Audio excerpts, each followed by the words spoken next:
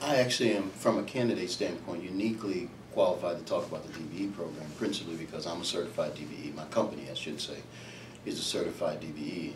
And the DBE program is undermanaged, is probably a generous term for it. You've got to have a support structure in place to ensure that the program is properly managed. But then in addition to that, you've got to have an enforcement structure that has teeth in it that says to primes, if you don't do this, then there's going to be repercussions, and usually those are financial repercussions. That's what gets their attention.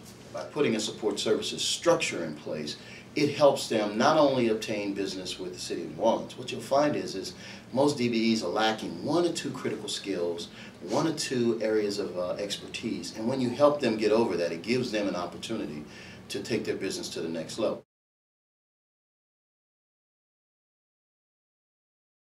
Being a resident of New Orleans East today, I'm keenly aware of the challenges associated with New Orleans East, and they're really multiple. One is healthcare facility. Methodist Hospital, really, when you understand what the current administration, specifically Mr. Blakely, did, he literally probably set the city back a year and a half in opening up and coming to an agreement on the Methodist Hospital process. And so one of the first things I'll do is I'll make sure that Methodist Hospital opens up very quickly, because it's not a difficult thing to do once you understand where it actually is. How do you do that? Simple. There was already an agreement in place between a willing buyer and a willing seller. Let's just execute the agreement. Blakely decided not to do that, but actually worked to take the property as opposed to just working through a willing buyer, willing seller process. Mm-hmm. And so the taking of a facility is a much more complex, legal, difficult process than just agreeing to a purchase order. And on that hospital front, I want to also make sure you understand. First, what I want to do is get control of the site and the hospital. Second is I want to hire an operator and a manager to manage that. But then the third thing I want to do, and I announced it earlier, is that I want to encourage, and I want to do a strong encouragement of Xavier University in Dillard to form the 4th African American medical school in the country. You know, because I think, and use the Methodist Hospital as a teaching hospital for that new endeavor. Now, New Orleans East, again, has another issue, is shopping. There is limited to no shopping. It's crazy that I have to drive past 150,000 people to buy a pair of underwear in another parish. And what I want it to be is, for the entire region, the magnet, so that now St. Tammany, Jefferson, all of these shoppers are now coming out to New Orleans East to shop at retail outlet stores like IKEA there and things like that, okay? Those are the types, and also I want to bring new stores in that don't exist in the state of Louisiana and bring them to that retail magnet.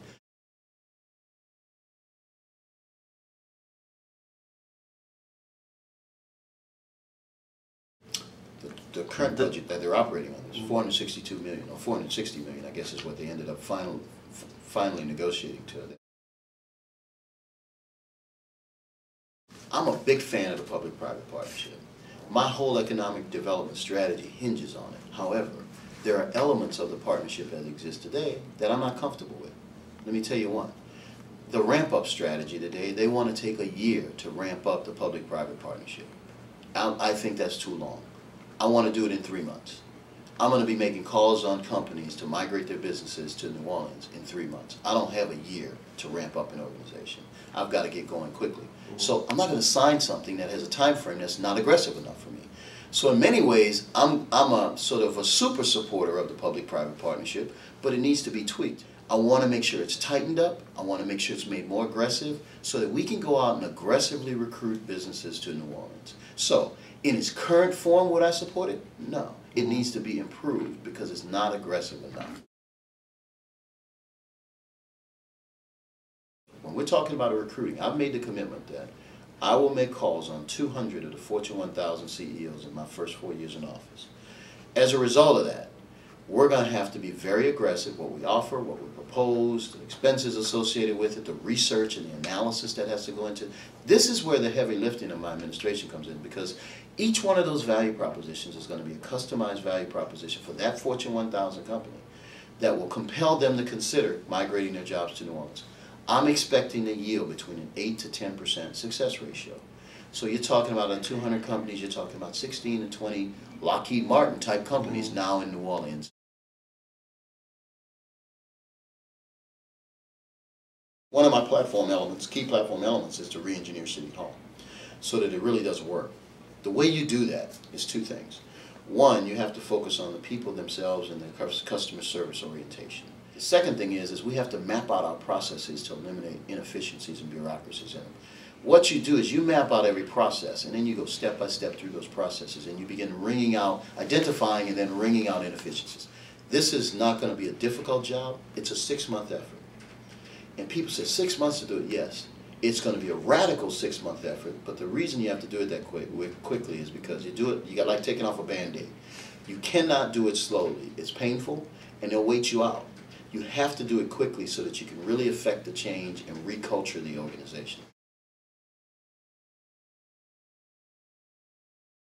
One, I want to profile all the goods and services, or some of the major goods and services that we don't offer in Orleans Parish, but are offered in surrounding parishes. And I want to create a seed fund to encourage entrepreneurs with knowledge and expertise, right, to go into business in Orleans Parish to sell goods and services that currently can't be bought in Orleans Parish or can't be bought in a reasonable proximity within Orleans Parish. So I want to encourage more entrepreneurship from that standpoint.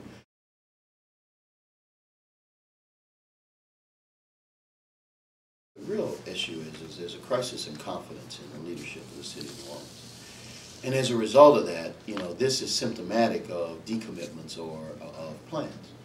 The Hyatt project, the Six Flags project, the World Trade Center project, all of those things where city government has had a role in it, they've fallen apart. And so there's a lack of confidence today in city government that with new leadership, with especially someone who's got a significant amount of business and transactional experience like myself, those things go away immediately.